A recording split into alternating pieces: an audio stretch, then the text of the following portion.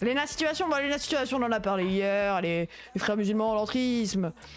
Je vais vous montrer, ça va peut-être certains, si vous étiez là à l'époque, vous ramener des souvenirs, c'est quelqu'un qu'on a peut-être pas vu depuis longtemps. Qui avait fait un débat. Vous vous rappelez de ce débat sur le média?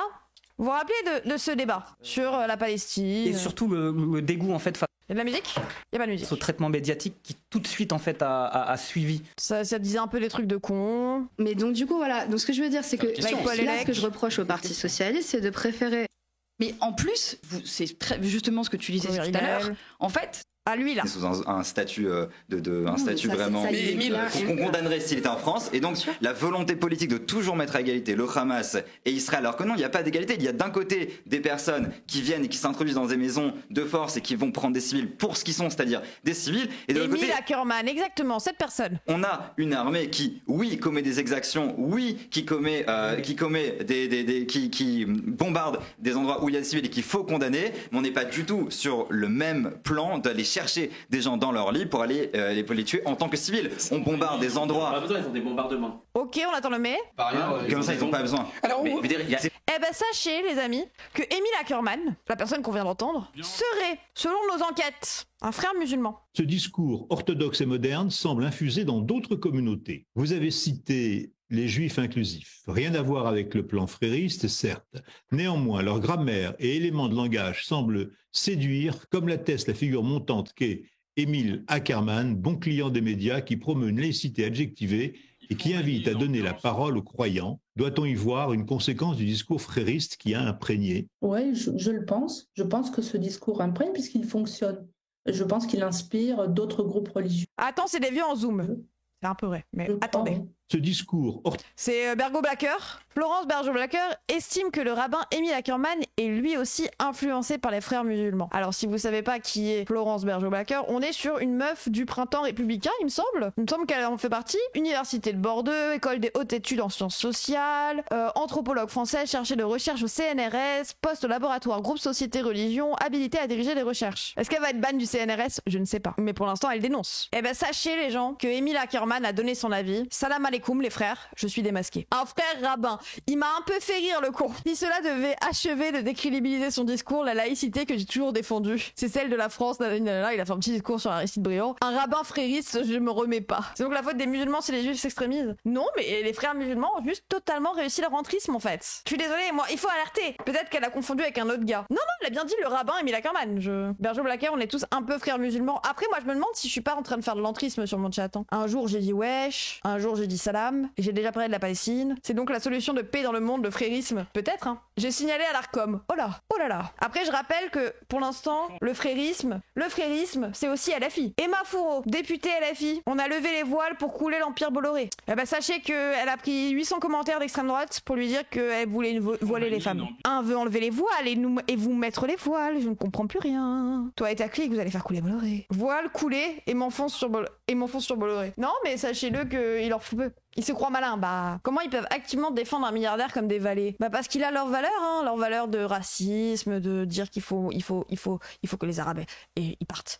Et puis, il faut que l'Occident gagne. Vous voulez voir autre chose dans ce qui se passe dans le monde à l'envers? À Orléans, on découvre des jolis petits sticks. Je sais pas si ça vous plaît. Zone interdite aux musulmans. Pas de prière dans la rue, voile interdit, intégriste interdit. Donc c'est juste avoir une barbe. Hein. Rituel interdit, sortir son mouton. Je comprends pas l'image. Et sacrifice interdit. Une meilleure société sans musulmans. Ouais, c'est trop grave en vrai. Orléans, un PB, bah... Avoir une barbe si t'es blanc, ça passe ou pas? Ça dépend. Est-ce que t'as un passing de blanc surtout? Au Taillot, y a pas d'islamophobie. Ah, c'est du contre-musulman. C'est la blague raciste sur le fait que les Arabes baissent des moutons. Ah ouais, ils connaissent pas la campagne. Alors oui, par contre, y a eu des recherches comme quoi ça serait un gosse de 19 ans qui a été retrouvé. L'auteur de 19 ans a été interpellé et placé en garde à vue. À l'issue de sa garde à vue, il va être déféré devant le procureur de la République et présenté devant le tribunal correctionnel en vue d'une comparution immédiate qu'il a refusée. Il est donc été immédiatement présenté à un juge des libertés puis placé sous contrôle judiciaire pour son procès qui attendra le 16 juin. Il risque 5 ans de prison. Du coup, les campagnards barbus bien foncés, ils sont interdits car eux aussi ils font des histoires pas claires avec des chefs. Non, eux ils votent RN donc ça va de base.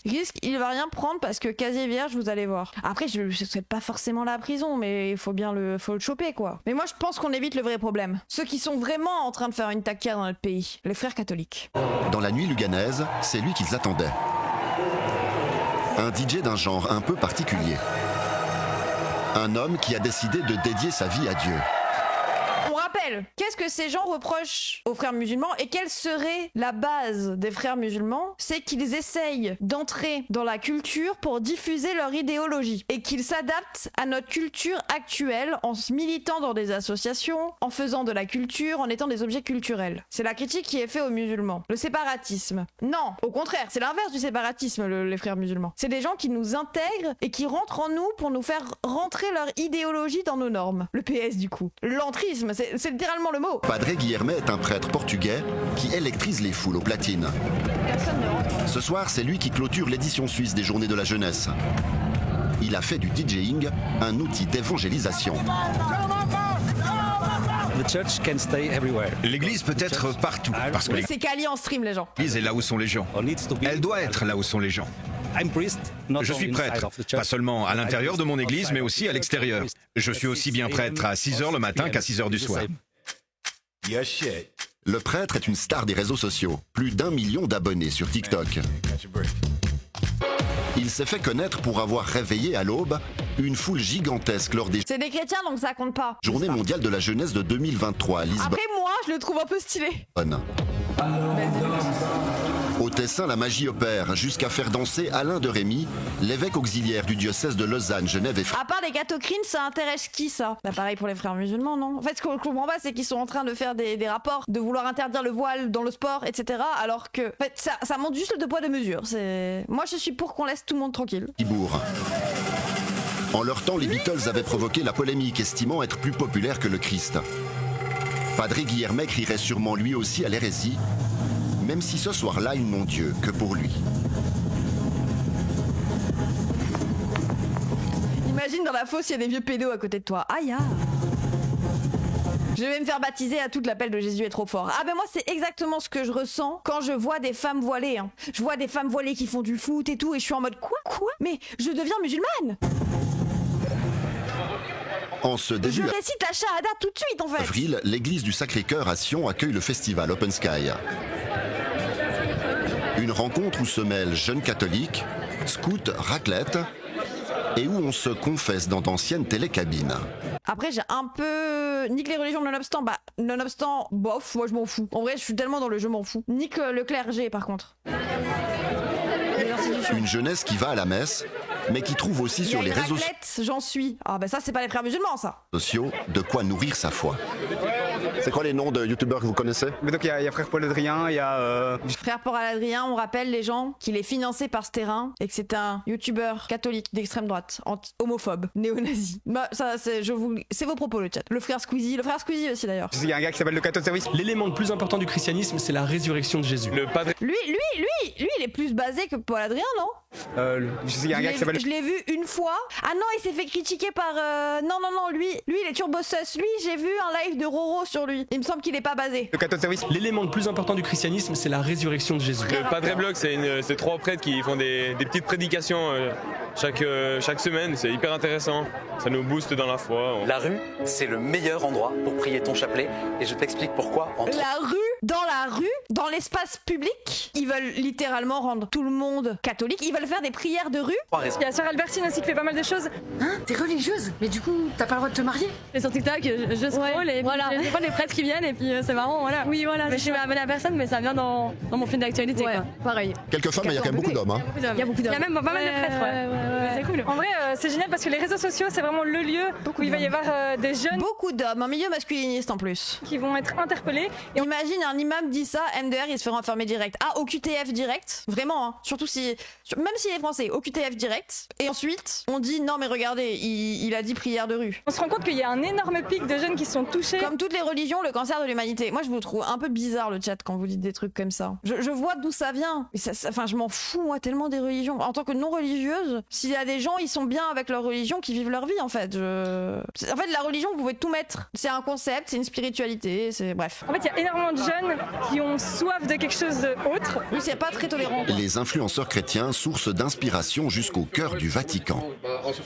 Oui, c'est clair qu'en tant que catholique jeune, Je suis antithéiste militant des eaux. Bah, chacun ses luttes. Moi, pour l'instant, j'aimerais bien finir mes mois. On s'inspire un peu de ces... C'est pas la religion qui m'empêche de finir mes mois. Pourtant, je crois pas, mais c'est pas le fait qu'il y ait des gens qui croient en Dieu qui m'empêchent de finir mes mois. Salut YouTube, merci d'avoir regardé la vidéo. C'est juste un petit message pour te dire de penser à t'abonner, à nous rejoindre sur Twitch si jamais. Les après-midi, normalement le mardi, jeudi, samedi, dimanche. Merci YouTube. Ces gens-là, oui, c'est clair. Ouais. Surtout pour notre service à Rome, ça peut nous aider, oui. En quoi ? Le fait d'approfondir notre foi et puis de voir que d'autres jeunes comme nous peuvent aussi pratiquer leur foi de manière différente. Pour Vincent Brocard, engagé dans l'église, ce n'est pas juste un effet de mode. Pour lui, la jeunesse chrétienne, souvent ringardisée, n'a désormais plus peur de s'afficher. L'Europe est chrétienne de base. C'est quelque chose. Oh putain, quoi ? Il est en train de raconter quoi ? Vous entendez ce qu'il dit ? L'Europe est chrétienne de base. N'a désormais plus peur de s'afficher. L'Europe est chrétienne de base. Vous pensez qu'il a été raciste juste avant ? À W la base de où du coup ? Non mais même, c'est l'être humain. D'ailleurs l'être humain. Oui, on était païens. Enfin, tu commences où ta base ? C'est quelque chose qui est de. Oui, le reste de la discussion, je veux pas savoir. Ah ouais, non. Je trouve de moins en moins tabou d'être chrétien ici en Europe. Il y a une sorte, j'appelle ça un réveil des jeunes croyants et qui ont plus trop peur de montrer, par exemple, qui ont été là dernièrement, ça tournait beaucoup sur les réseaux sociaux, beaucoup de jeunes chrétiens qui se filmaient avec les cendres, parce qu'il y a cette tradition de commencer le carême en allant à la messe et le prêtre vous met des cendres en forme de croix sur le front et puis il se filmait avec ces cendres et voilà, plus il y a une sorte de tabou qui a été brisé, j'ai l'impression. Je savais même pas que vous faisiez ça, c'est stylé un peu. Enfin, j'espère qu'ils se lavent les mains avant juste. Aucun souci avec les religions, hein. Mais je dis pas qu'il y a aucun souci. Mais je dis juste que c'est comme la gauche en soi. On croit à notre idéologie, on prie Jean-Luc Mélenchon tous les soirs. C'est l'heure de la messe et de la longue procession vers l'église. Un moment de prière et de communion où chacune et chacun laissera pour un instant son smartphone de côté.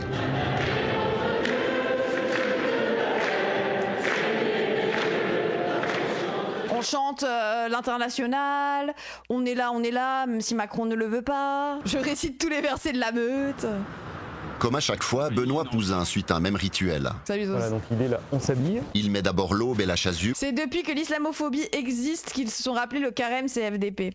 Après, avis de normies agnostiques qui ne croient en aucune religion. Pour moi, la vraie laïcité, c'est que les religions n'impactent pas la vie dans tout le monde et c'est loin d'être appliqué rien qu'à regarder notre calendrier. Oui, voilà. Moi aussi, je suis un peu comme toi. Je suis pour une laïcité. Je suis une laïque extrémiste. Je suis pas anti-religieuse ou quoi. Je suis juste dans le fait que tout le monde peut faire ce qu'il veut et personne n'a à reconnaître la religion des autres comme réelle ou fausse ou parce que pour moi la science c'est une religion, mais ça je vais rien dire. Ça c'est parce que vous avez pas la vision. Il est habillé en frère musulman là, non, avec beaucoup d'abaya. Puis ce prêtre de Valence dans la Drôme installe son matériel. Voilà, donc là il y a toujours un pied parce qu'en général j'ai personne qui me filme, ou très rarement en fait.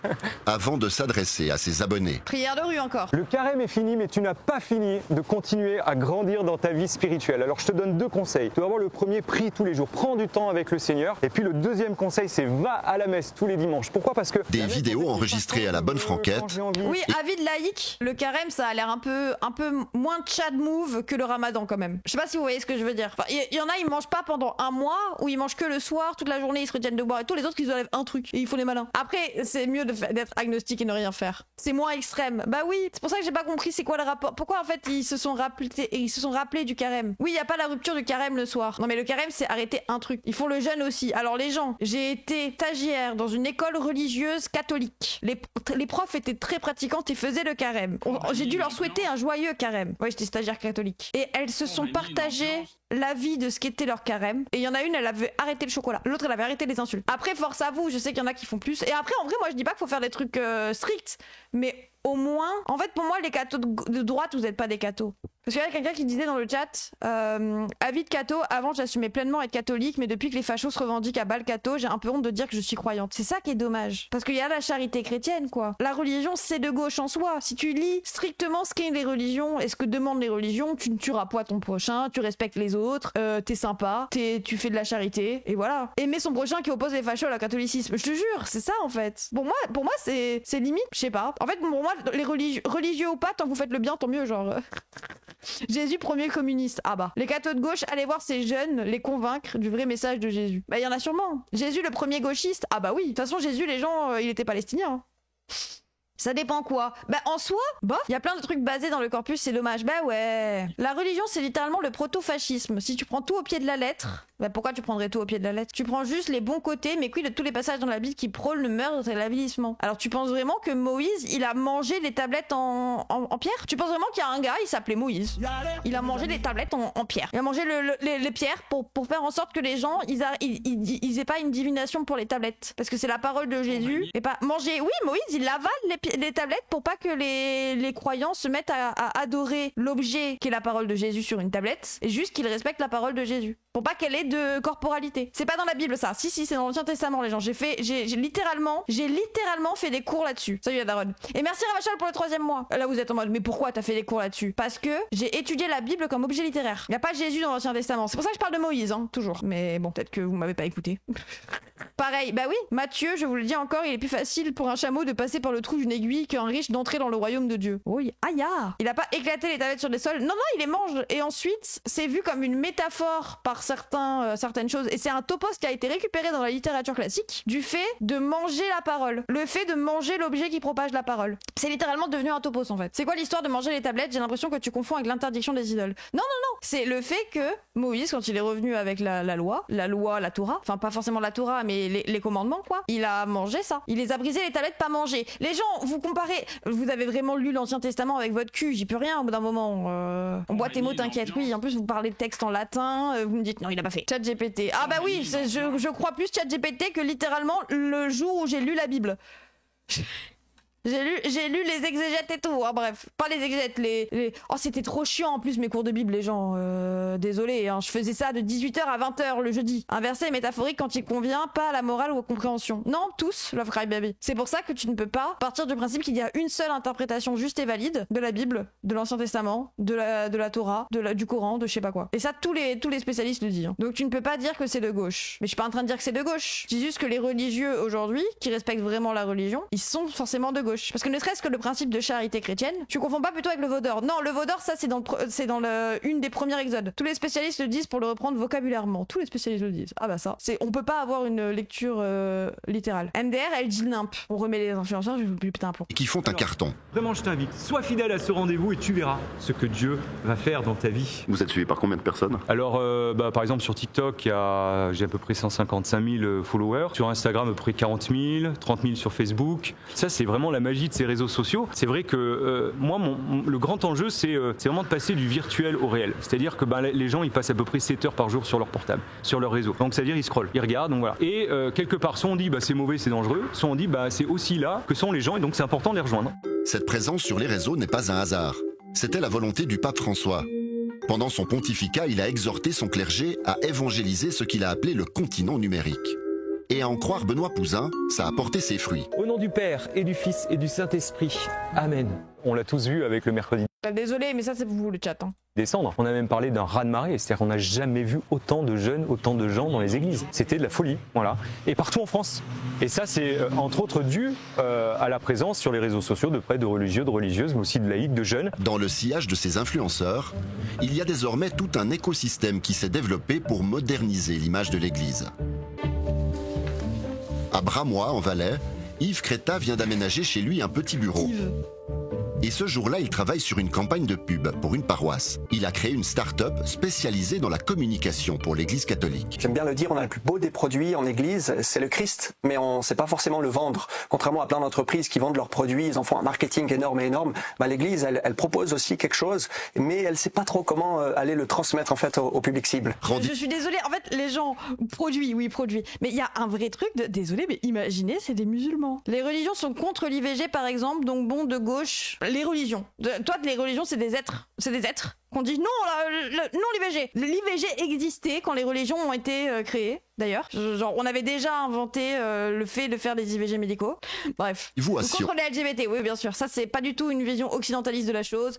D'ailleurs, c'est pour ça que c'est avec la colonisation que l'homophobie a été un concept qui s'est importé en Afrique. Mais bon. Oui, l'IVG existait. Oui, l'IVG médical et tout. Il y avait la pilule du lendemain, d'ailleurs, à l'époque aussi. Chez un de ses premiers clients. Il y a un IVG pratiqué dans l'Ancien Testament. Bonne journée. Il a été mandaté par l'abbé Luisier pour réfléchir à la communication de la paroisse. Ça marche.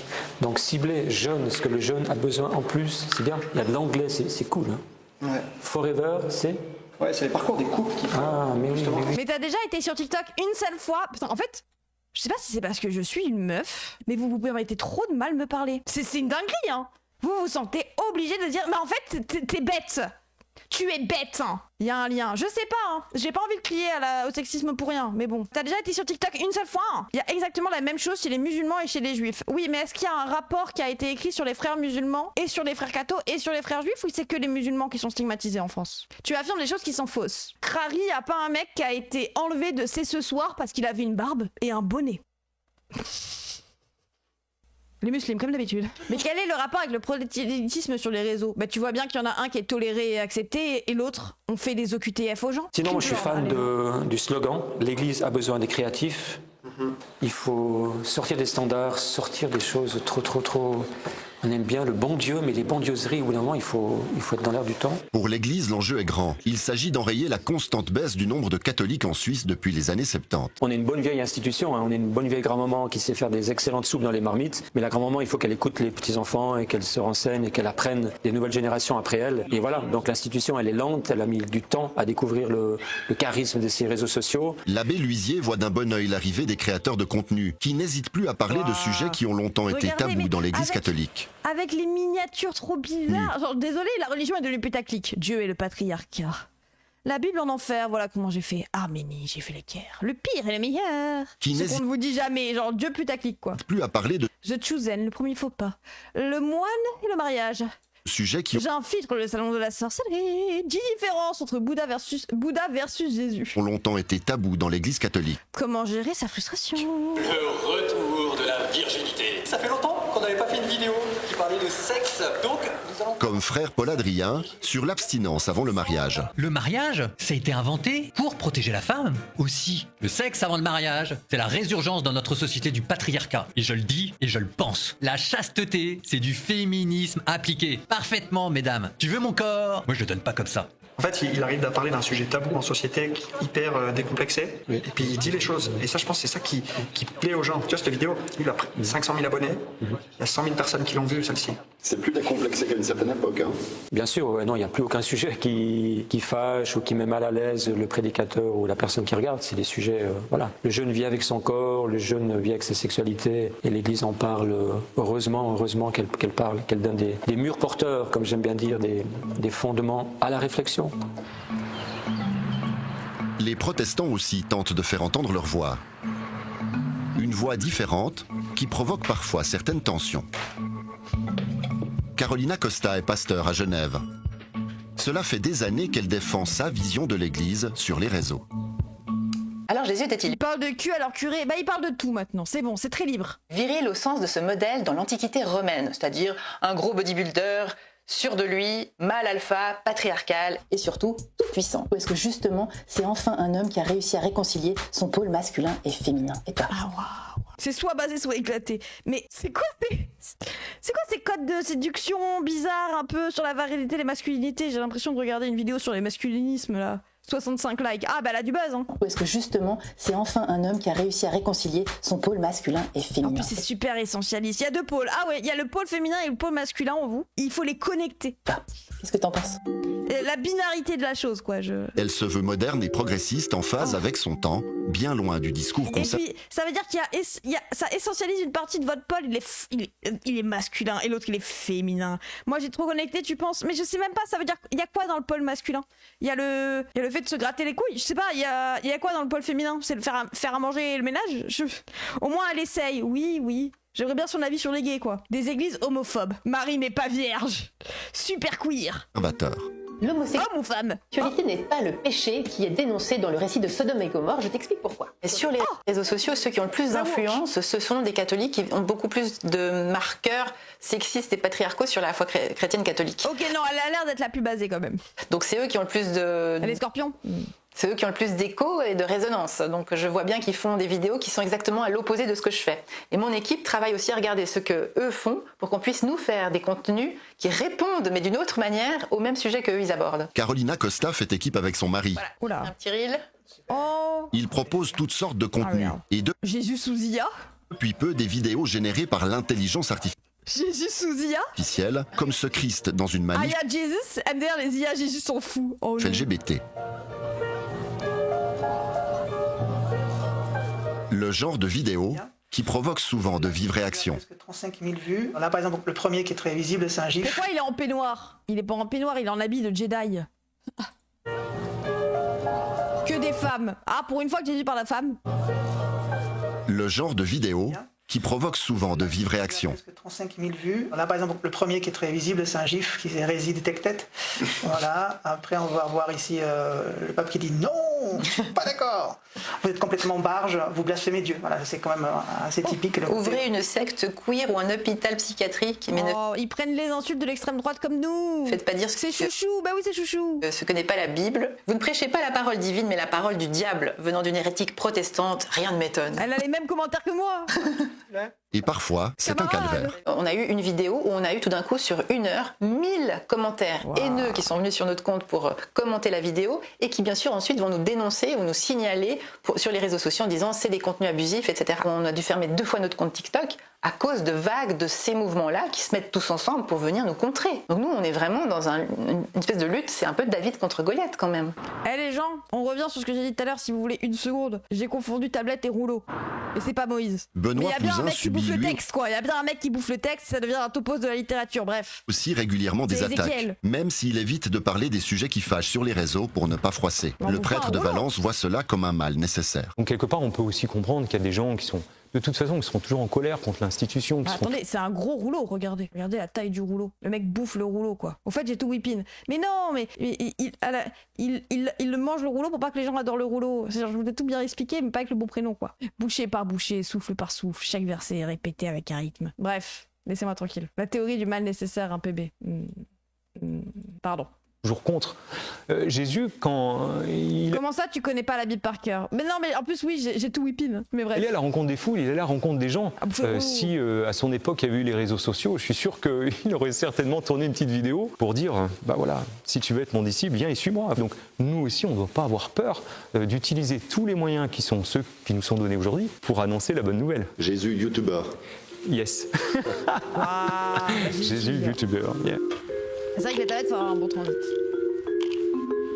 Et voilà, donc qu'est-ce qu'on en pense? Est-ce que vous pensez que Macron va appeler tous ses députés pour leur dire oui, venez, il faut lutter contre la takia des jésuites? Ça me cringe tellement. Mais après, nous, on a la même chose avec la politique. Je veux pas faire un parallèle, bon, je l'ai déjà fait, mais il n'y a pas un vrai parallèle à faire entre politique et religion. Mais en soi, j'avoue, on fait tout dans le sens de la politique, comme eux, ils font tout dans le sens de la religion, quoi. Après, eux, ils sont d'extrême droite. Jésus est youtubeur et s'il veut aujourd'hui, il combattait pas mal de choses comme l'homophobie et le racisme. Ouais, il y a moyen, hein. Et il est pour l'amour de son prochain. Il va pas le faire, ceux au pouvoir sont trop proches de la religion chrétienne. Ah bah bien sûr, mais les gens, je disais ça dans un accord rhétorique. Vu le discours de Retailleau qui veut rechristianiser les banlieues. Non mais attendez, on avait regardé ça. Mais après peut-être que voilà, vous étiez pas tous là. Je sais. Non mais je le sais, arrêtez. L'écho de l'émission avec le président de la République mardi. Allez-vous donner, vous président, à Charles Biétry le droit de choisir le moment de sa mort? Je pense que le texte aujourd'hui ne protège pas les plus vulnérables. Ça n'est pas un texte d'équilibre, c'est un texte radical. Je suis légèrement d'accord avec lui. Et je pense qu'on va basculer dans une autre société. Je suis pour les soins palliatifs, pas pour l'euthanasie. Faut-il inscrire la règle d'or du déficit à 3% dans la Constitution si vous êtes président? Un frein à l'endettement forcé. Un frein à l'endettement, il y a plusieurs façons d'écrire. J'avais proposé une loi constitutionnelle, une proposition, quand j'étais sénateur, pour arriver à un objectif similaire. Donc oui. Oui. Question suivante. Faut-il revendiquer les racines chrétiennes de l'Europe? Pour être encore plus précis, faut-il les inscrire dans la Constitution? J'aurais souhaité que, oui, nous puissions les inscrire parce que l'Europe est un projet de civilisation et la civilisation européenne, c'est Rome, c'est Jérusalem, c'est la Grèce, c'est tout cela. Mais vous, président de la République, le feriez-vous, oui ou non? Oui, je le ferai, en tout cas. Les racines de la France, c'est beaucoup d'autres pays, à ce que j'ai compris. C'est Rome, c'est la Grèce, c'est le Kurdistan peut-être, c'est pas si loin que ça de la Grèce. Bon, wesh, il dit quoi? Jérusalem, c'est même plus en Europe. Virez-moi ce fasciste qui veut faire comme Hitler avec Germania. Bah, j'avoue, les gens, il est sérieux, bah, c'est pas Téhéran en tout cas. Ah bah attendez, Jérusalem en Europe, hein. L'Eurovision, lui, il a vu, hein. L'Europe est un projet de civilisation. Jérusalem aux chrétiens, oui. Et la civilisation européenne, c'est Rome, c'est Jérusalem, c'est la Grèce, c'est tout cela. Mais vous, président de la République, le feriez-vous, oui ou non? Oui, Le Kurdistan, c'est à l'est de la Turquie. Ouais, et la Grèce? Quand je suis en train de dire que la Grèce, c'est pas si loin du Kurdistan par rapport à la France. Je suis assez d'accord, oui. Je le ferai, en tout cas je le souhaiterais. Est-ce que vivre en France c'était mieux avant? Je pense qu'on a beaucoup perdu dans la tranquillité. On a beaucoup perdu, c'est ce que nous disent les Français. Tout ce qui est...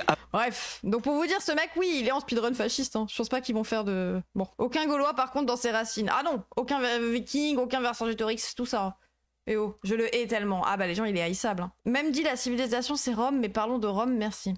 Non, parlons pas de Rome. Parlons pas de Rome. Rome, c'était pas ouf. C'est les fous de l'hémobus, un peu, ouais. C'est quand avant. C'est vrai, est-ce qu'on peut remonter encore plus loin? Quand on venait tous du même... C'est d'où qu'on vient? D'Afrique du Sud. C'est où le berceau de l'humanité? Ah bah non, c'est la Palestine. Du Kenya. Ouais, j'avais vu le Kenya aussi à une époque. Après, j'ai vu le Nigeria. Kenya, Éthiopie, Congo, Éthiopie.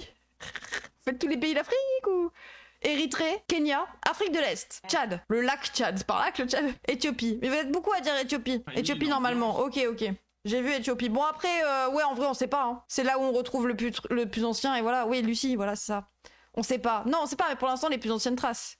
Le berceau de l'humanité se situe en Afrique et plus précisément dans la région appelée communément la vallée du Grand Rift, qui s'étend du Mozambique jusqu'à l'Éthiopie.